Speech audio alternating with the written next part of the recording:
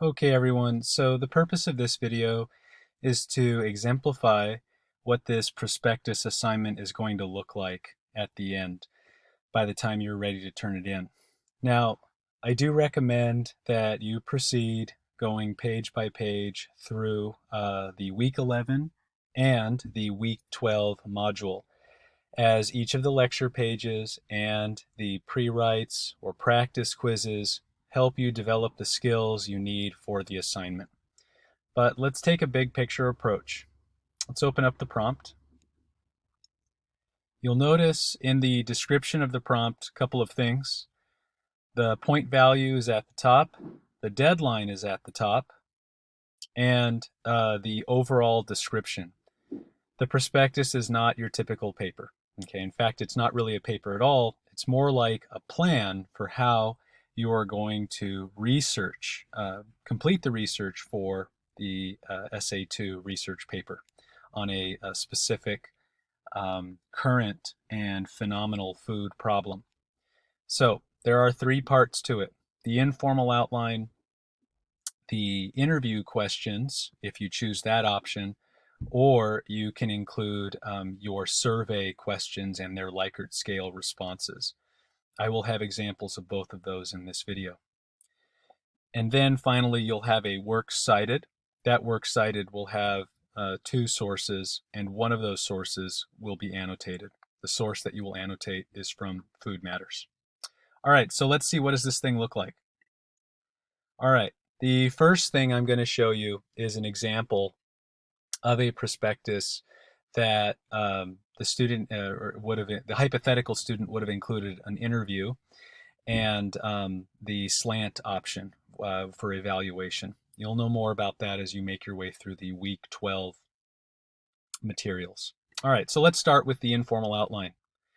Now, as you look more closely at this example, you'll notice that this is not about food. Right, that's because that's the paper I want you all to write about. So the example I've presented here is about education. Okay, so this is about a current, specific, and phenomenal problem facing students in higher education. In this case, the student outlined the problem here, and that outline includes a statement of kind of what's happening, as well as the significance of it, basically focusing on the negative consequences, the negative effects. And then it finishes with a question, right? How can at-risk students get the help they need before they suffer academically or engage in harmful, possibly even self-destructive behavior? You all will need to construct a problem, and that problem will need to have some kind of condition with negative consequences that leads to a question that needs answering. Remember that if you don't have a problem, you don't have a paper, and I need to see what your research problem is going to be. So this part's very important.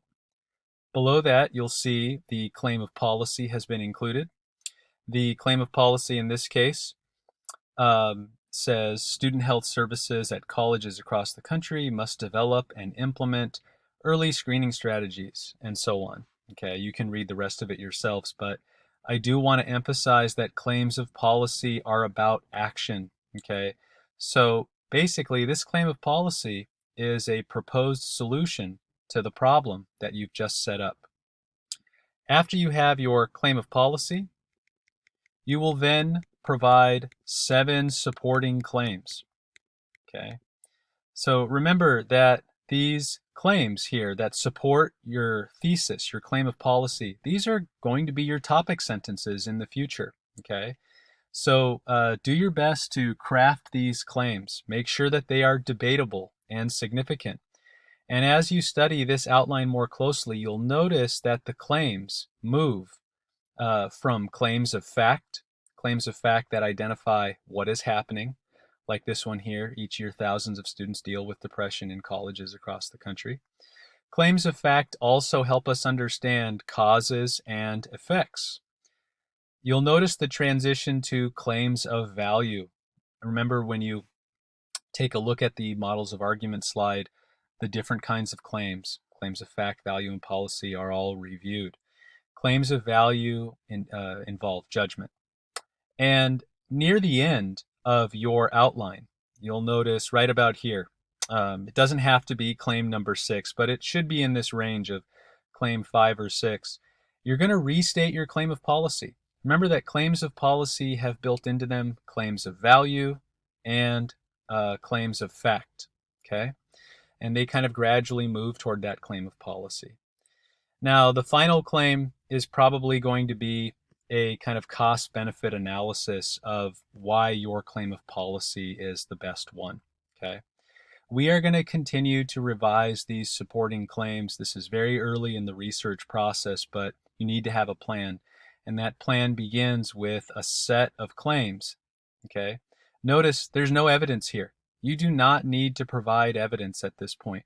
You are merely laying out a set of claims like a checklist that you are then going to have to go and find support for. Okay, you're either going to find that support and keep your claim, or you're going to have to revise your claim to fit the support that you have. More on that in the weeks to come. All right, so to review, that is the first section of the prospectus, the informal outline. That consists of the problem, the claim of policy, and 7 supporting claims.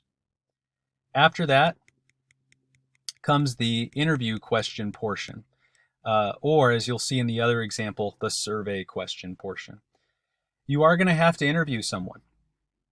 Of course, at this time you'll need to maintain social distancing, so you'll have to think about ways that you'll conduct that interview. However, you will need to create interview questions. When you look at the PowerPoint slides about primary research methods, you'll see that I have guidelines for interview questions. And these questions that I've presented here exemplify those guidelines. Avoid yes/no questions. I will not give you credit for those. Okay. Instead, present questions that are open-ended. What questions, how questions, and why questions. Okay. These questions should lead to more robust answers. Yes/no questions are likely going to lead to a simple yes or no response, and you get very little information from that. The other thing I'd encourage you to study with this example here, notice how these questions align with the claims that I've made previously, right? If I'm making a claim about certain conditions regarding stressed out students in college, like why are students stressed or what are the effects of student stress? Well, if I'm going to interview someone, I probably want to get their perspective on that. So I ask questions that are causal based, or I ask questions that are effect based. Okay. So for instance, when I ask the question, what do you think students stress about? I'm kind of asking, well, what do you think are the causes of student stress, right? And I get a little more specific with that in the follow-up. Why do you think they stress about these things? Another question that I ask here is, what happens when students stress? That's like an effects-based question, right? What are the results of this student stress? Okay. So be careful with how you craft your questions. Craft them in a way that hopefully will elicit information that's useful to the claims that you have made. Okay. This is not the same thing as leading someone toward a particular response that supports your claim exactly, but it's more like getting the kind of information that could be relevant to you. Okay. So anyway, here are the interview questions. Remember, you only need 5. Okay. I provided 8 examples of questions that could be asked just to demonstrate a range of questions. All right. And the last section of the prospectus is the works cited section. Okay. Now, this works cited section consists of a couple of parts. One, you need the works cited entry for 2 sources. Okay. Notice that one source meets the first requirement. I should say meets one of the requirements here. Here's the section in the prompt that talks about the working works cited. Notice that you'll need a secondary source that comes from one of these locations. Okay. And the source that I found is a scholarly source. It comes from one of these recommended databases. I believe I got it from Academic Search Complete. Okay. But there are other databases that you can use. Okay. Yeah, actually, you can see the EBSCO host indicates that I got it from Academic Search Complete. So one source needs to come from either the databases or a credible news outlet. The other source needs to come from the Food Matters book. And it is this source that you must write a summary of and write an evaluation of. Okay. The summary is pretty standard. Look at the slides on how to annotate a source to learn how to write a summary, but you're pretty familiar with the elements that go into a summary: context, problem, response, and support. I want to emphasize that when you're summarizing support, I don't need data, okay? Focus on what are the major points that they used to back up the thesis, the claim that they were making. And notice in this first example that I used the slant form of evaluation here. In the other video, the other example, I will show you how to use a survey and Aristotelian form of evaluation. So, to review, your prospectus has 3 parts to it. From beginning to end, it has your outline.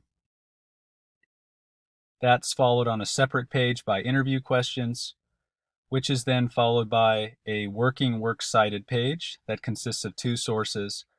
One source is from Food Matters, and that source from Food Matters needs to be annotated with a summary and an evaluation. Okay. Notice that there are some restrictions on what sources from Food Matters you can use. You cannot annotate the Michelle Obama article. I've already provided that as an example here. And you cannot select any of the sources that were used for the midterm. So that includes Michael Pollan, Elliot Coleman, Wendell Berry, and Lily Wong. None of those can serve as sources for this assignment. Any other article from the Food Matters book, though, is fair game. Please check out the next video where I will examine for you a survey and the Aristotelian option for evaluation.